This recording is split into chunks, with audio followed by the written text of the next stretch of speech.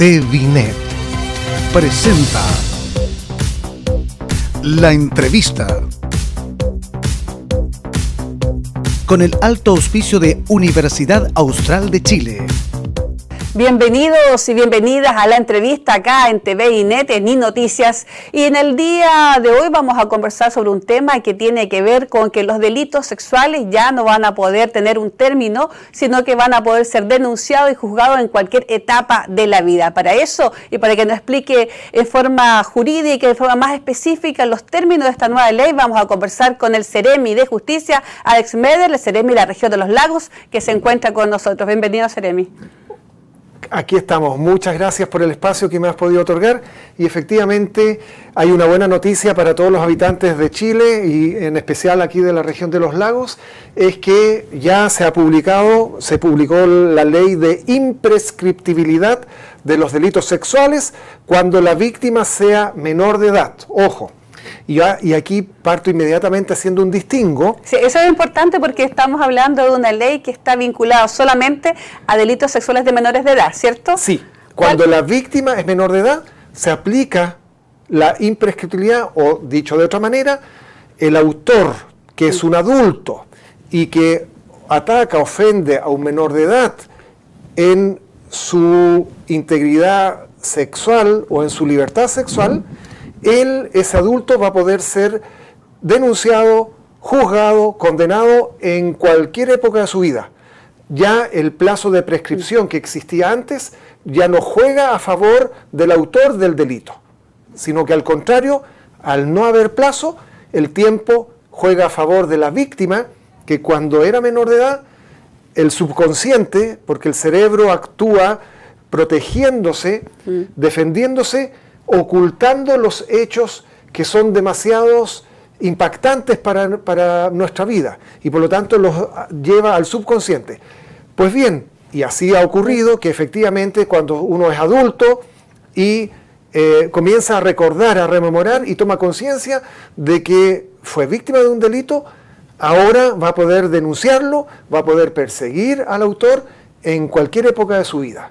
Ceremi, esa es la buena noticia. Ceremi, muy importante, digamos, el tema, ya que también da una libertad y también una comprensión de las víctimas, porque como usted bien dice, muchas veces las víctimas tienen temor o no reconocen, porque son delitos cuando fueron efectuados cuando niños, no reconocen, digamos, que fueron víctimas tal vez de un abuso, por ejemplo. Pero vamos a detallar un poquito más esta ley. Estamos hablando ¿de qué tipos de delitos sexuales o de todos los delitos? No, solamente delitos sexuales. Ahora, en el capítulo pertinente del Código Penal hay 16 delitos sexuales y los involucra a todos ellos. Por ejemplo, no es que es violación, pero hay distinciones jurídicas, violación propia o violación impropia, el abuso sexual que es propio o impropio, pero también está, por ejemplo, el hecho de que menores de edad participen llevados por los adultos a pornografía. ¿Ya? Que menores de edad son llevados por adultos en la red de prostitución. Ese tipo de situaciones también son castigadas respecto de las víctimas que sean menor de edad.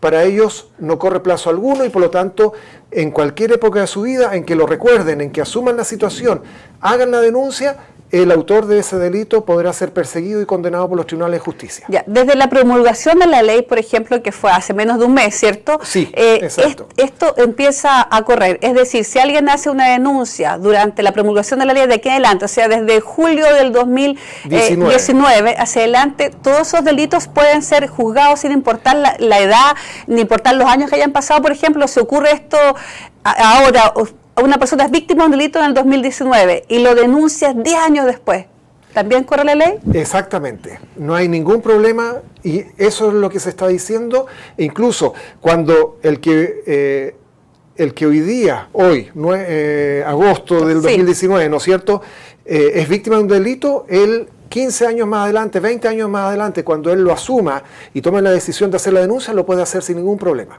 ¿ya? Pero, ojo, para hacer distinciones. Siempre y cuando el autor sea mayor de edad. Si el autor también es menor de edad, para el autor de estos delitos sexuales se aplica la ley de responsabilidad penal adolescente. Ellos tienen un estatuto jurídico penal distinto.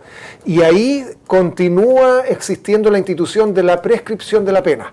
Por lo tanto, si el autor de un delito sexual es menor de edad y la víctima también, resulta que la víctima va a tener que hacer la denuncia lo antes posible, o no la víctima, sino que también los padres o los profesores, la persona adulta que detecte o determine de que él ha sido víctima, tiene que hacer la denuncia lo antes posible, porque si el autor es menor de edad, para él corre un plazo de 2 años o de 5 años de ejercicio de la acción penal.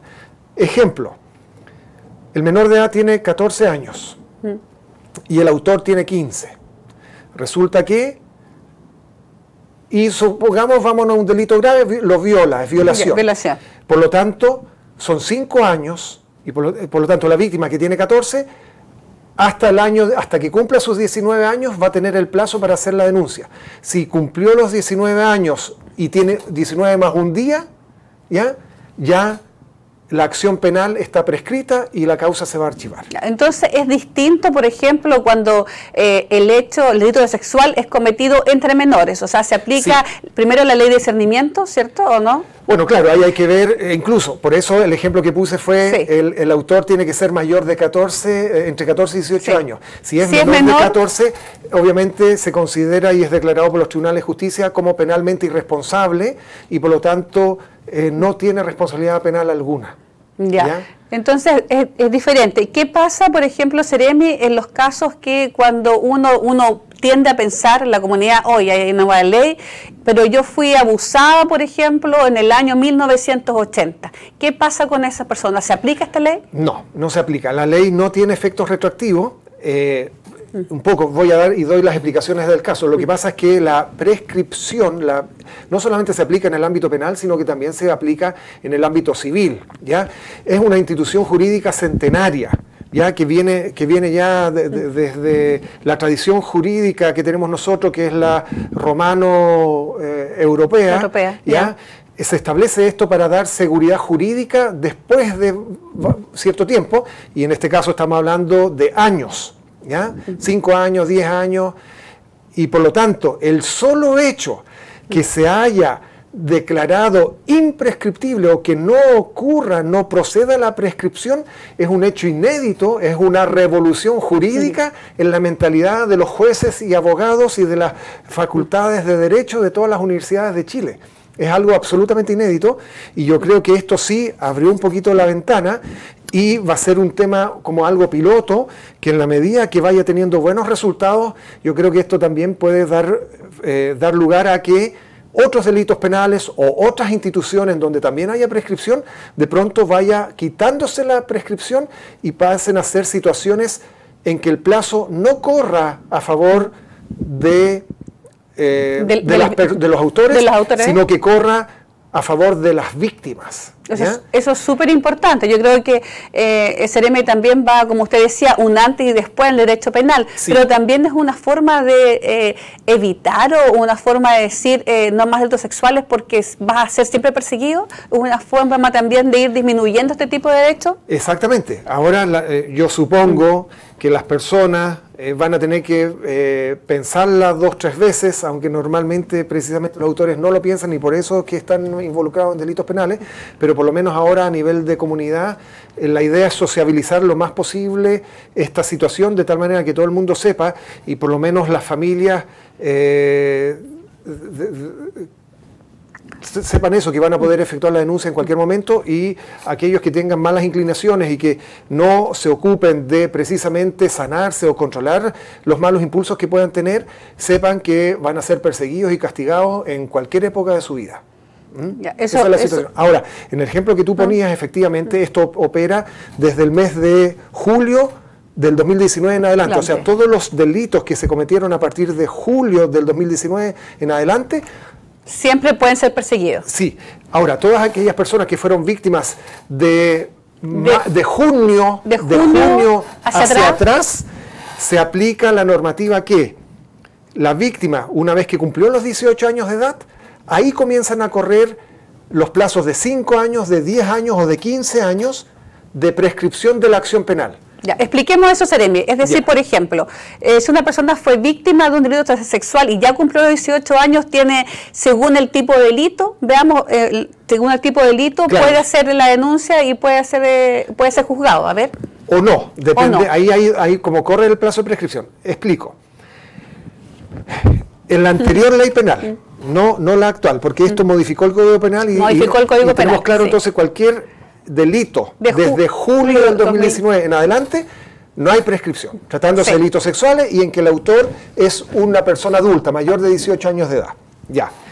Todas las víctimas de delitos sexuales, sean adultos o menores de edad, pero en que el delito ocurrió antes de junio del 2019 y hacia atrás, se aplica la siguiente regla. La víctima, una vez que ha cumplido los 18 años de edad, ahí, si fue víctima de un simple delito, es decir, de un abuso sexual, en que la pena máxima es 5 años, y por lo tanto, entre 61 días a 5 años, la pena asignada al delito, en este caso el delito sexual, como llega hasta 5 años, es un simple delito, y el plazo de prescripción es de 5 años. De 5 años, ya. Por lo tanto, los 18 años de la víctima, más los 5 años, 23. A los 23. Exactamente, por lo tanto, cuando llega al año 24, la acción penal para decir, oh, tengo 24 años y ahora asumo, ahora voy a hacer la denuncia, no saca nada, porque ya pasó el plazo de prescripción, la causa simplemente se va a archivar. Si este mismo joven de 18 años, o sea, el mismo joven que al momento era menor de edad, cumplió los 18 años de edad, pero resulta que fue víctima de una violación y por lo tanto la violación tiene una pena superior pasa los 5 años, por lo tanto estamos hablando de un crimen. Los crímenes son aquellos delitos que tienen una pena que va de 5 años y un día, mínimo 5 años y un día hasta 20 años máximo. Por lo tanto, 18 años más el plazo de prescripción de 10 años para los crímenes, o sea, si él tiene ya 29 años, también ya no alcanzó. Va a tener 10 años para hacer la denuncia, perseguir y buscar la condena para su autor. Pero si ya se le va a los tribunales con 29 años de edad, está prescrita la acción penal y por lo tanto la causa se archiva. Y si el delito, por ejemplo, califica como un delito de perpetuo, por ejemplo, cadena perpetua, ahí el plazo de prescripción es de 15 años. Entonces habría que sumar los 18 años más los 15, o es decir, a los 33, de 28 a los 33 años, y así él llega, tengo 34 años, también ya la acción penal prescribió. Esa es la situación para todos aquellos delitos cometidos antes de junio del 2019. Exactamente. Por ejemplo, ahora con la nueva ley, Seremi, ¿qué pasa con las acciones judiciales, las acciones civiles, por ejemplo? ¿Puedo yo demandar al victimario, a la familia, por el daño a través de una acción civil? Sí, exactamente. Existe lo que se llama la renovación de la acción civil, pero tiene que hacerla en un determinado plazo. Y el plazo está desde la fecha de formalización en el juzgado de garantía hasta 15 días antes de la audiencia de preparación del juicio oral. Ojo, ese es un plazo. Pero como bien se estableció, dijo 15 días antes de la audiencia de preparación del juicio oral. Eso siempre y cuando la denuncia por el delito que efectuó merezca ir a juicio oral. Pero si el delito que él denuncia se investiga, resulta que termina o es dable que termine en una salida alternativa, o es dable que llegue a un juicio simplificado o a un juicio abreviado, resulta que ahí él tiene que manifestarse e igualmente inmediatamente al momento de la formalización, o le queda todavía la puerta abierta, que una vez que terminó la causa penal por abreviado, por simplificado o por una salida alternativa, él tiene 60 días para concurrir a los tribunales civiles y presentar la demanda de indemnización por daños y perjuicios.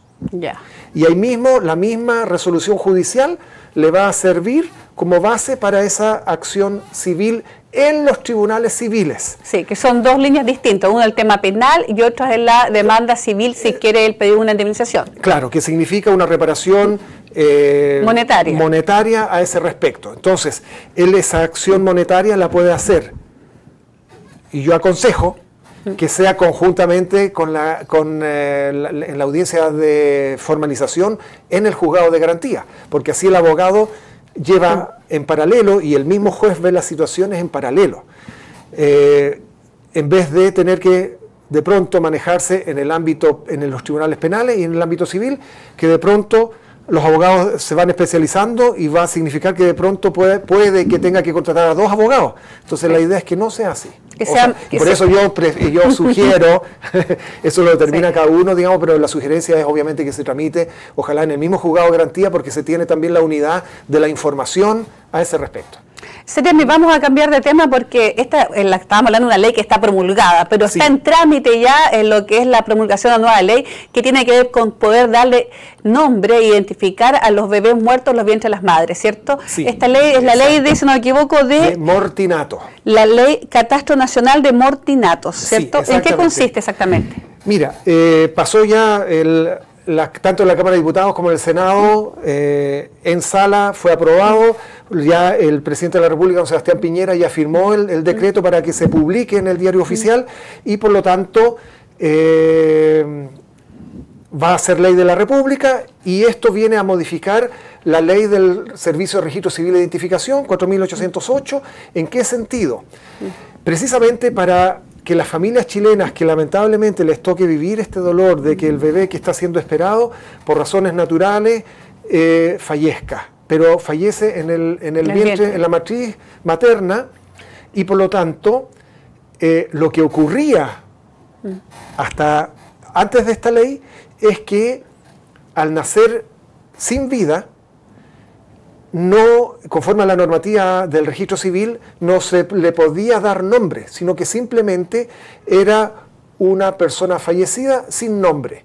¿Ya? No se podía individualizar, no se podía exactamente, podía ser sepultado, pero en la placa aparece, lápida, digamos. en la lápida aparece non nomen o en NN, ya sin poder señalarle un nombre ni apellidos a ese respecto. Ahora, en virtud de esta ley, sí. Ley que, dicho sea de paso, tiene un origen en la sociedad civil, que lo quiero destacar porque es algo novedoso, inédito. Porque nace desde este dolor de la familia, ¿cierto? Exactamente, quienes se agruparon en distintas fundaciones y corporaciones, principalmente en la ciudad de Santiago, y se encontraron con esto. Oye, ¿cómo es posible de que yo, al niño que ya le teníamos señalado un nombre, habíamos escogido un nombre, ¿no es cierto? Resulta que quiero ir al registro civil para darle ese nombre, para tener el certificado de función y poder sepultarlo como cualquier otra persona, y resulta que no es posible. Entonces ahí nació esta iniciativa, fue acogida por el ministro de Justicia, don Hernán Larraín, y también los agradecimientos a todos los parlamentarios, porque desde que firmó el proyecto de ley el presidente de la República, don Sebastián Piñera, hasta que salió del Congreso Nacional transcurrieron 11 meses. Y por lo tanto, bastante rápido. Muy rápido, y porque todos se entiende, digamos, el aporte. Y acá esto ayuda sobremanera a dignificar el duelo que tienen los papás ante la pérdida de un hijo que estaban esperando. ¿Ya? Y por lo tanto, sí se les da nombre, sí se establece este catastro nacional y especial de registro de mortinatos, y al tener un nombre, resulta que en la lápida sí aparece con nombre y apellido. Y es un consuelo para los padres en ese momento tan difícil. Ayuda, ¿cierto?, a llevar ese duelo, y ojo, es solamente para estos fines, porque el que se le dé nombre a una persona también de pronto significa herencia, el hecho de que es otro integrante más de la familia. Ya, esos efectos civiles no proceden, solamente para que quede registrado el nombre en este registro de mortinatos. ¿Va con un RUT, ¿Ya? por ejemplo, Seremi, o no las personas? Yo expresamente no se indica más porque son 3 artículos en que ahí se establece, por ejemplo, que se pueden incorporar las personas, es algo voluntario, ¿ya? El papá o la mamá en principio, y si la mamá no puede concurrir al registro civil, le da un poder al papá o a la persona que ella estime pertinente para que conjuntamente con el certificado de mortalidad fetal otorgado por el médico, vaya al registro civil.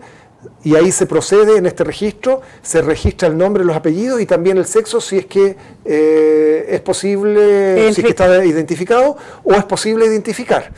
Y este registro es para que su nombre aparezca en la lápida. Nada más, ningún otro efecto civil al respecto. Perdón, yo di ya otra respuesta, usted me había preguntado otra cosa, pero se me fue. No te preocupes. Eso era, perdón, el aspecto voluntario. Sí. También quiero destacar que esto también es aplicable y todas aquellas familias o las madres gestantes que le tocó vivir este dolor, aunque haya ocurrido hacia atrás en el pasado, el 2010, el 2018, 2017, etcétera, etcétera. Lo puede hacer. Puede concurrir y aunque ya esté sepultado, no importa, igual puede registrarse en este catastro de mortinatos. Súper importante eso, digamos, para el dolor de las familias. Exactamente.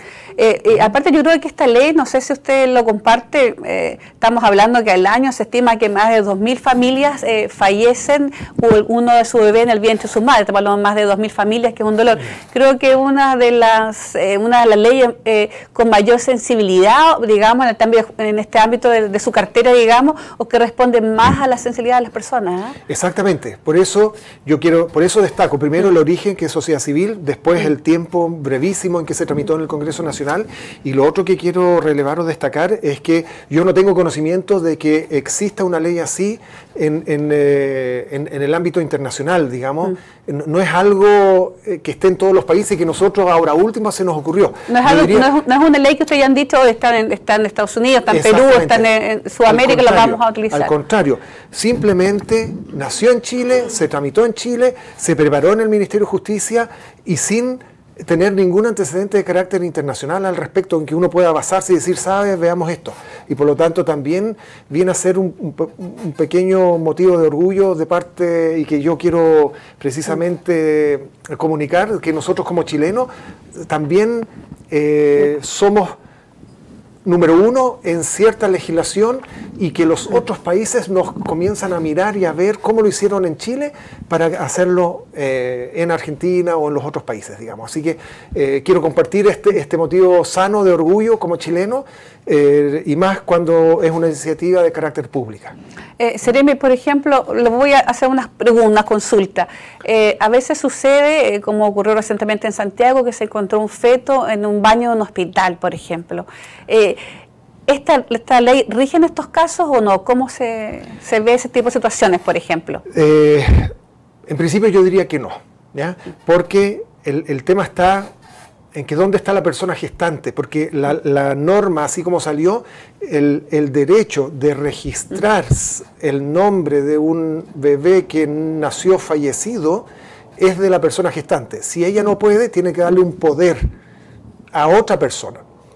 Y por lo tanto, claro, podrá estar el certificado de fallecimiento fetal, mortalidad fetal, que puede otorgar el médico. Pero no está identificada la madre ni el padre. Pero el titular del derecho para inscribir, darle un nombre a ese bebé, no está. Ese sería el problema, y por lo tanto, derechamente a la pregunta que tú me manifestaste, la respuesta sería que no. ¿Ya? Es que la ley no rige en esos casos, obviamente, porque no hay una madre o un padre que identifique al feto, al bebé no nacido, digamos. Así es. Porque, bueno, comentábamos fuera de cámara también la experiencia de la profesional de Puerto Montt, Bernarda Gallardo, que con una sensibilidad hace como más de años atrás, cuando aparecieron bastantes fetos en un vertedero en Puerto Montt, ella hizo proceso de adopción y de poder adoptarlos para darle una sepultura, que son cosas distintas, ¿cierto?, a lo que la ley, y creo que también va con el espíritu de situaciones parecidas. Exactamente. Bueno, ahí ella vio el mecanismo dentro de la legislación como para efectivamente dignificar a ese bebé fallecido que estaba ahí y poderle darle cristiana sepultura, digamos. Y bueno, con lo que tú planteas, si haya el resultado, yo creo que también tiene que perseverarse en el caso que tú planteaste de la situación de Santiago. Si hay otras personas de buena voluntad, tendrían que efectuar el mismo mecanismo con la finalidad de llegar a darle un nombre y sepultarlo. Sí. Dignamente. Dignamente. Pero yo creo que es valorable, como decía usted, Seremi, que esta ley, esta nueva ley que está pronto a promulgarse, pueda dar tranquilidad a los padres y también dignidad también a ese hijo que era esperado con ansia, me imagino, en ese momento, ¿no? Exactamente, sí. Esas son las buenas noticias que tengo para comunicar. Puras buenas noticias nos trajo Seremi, ¿eh? El día de hoy. No vamos a hablar de la casa, esto es bonito, qué está pasando. Pero ahí también hay avances, mira, ahí también para un programa Sename, por ejemplo. Sí.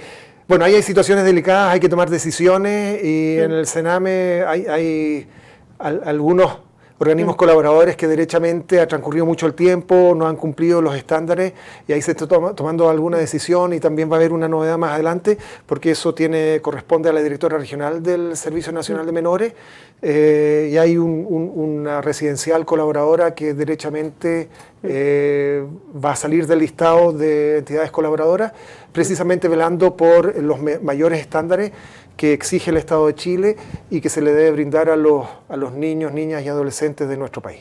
Un paréntesis, sí. Seremi, ¿qué le pareció que haya renunciado antes el fiscal y los comentarios del fiscal regional?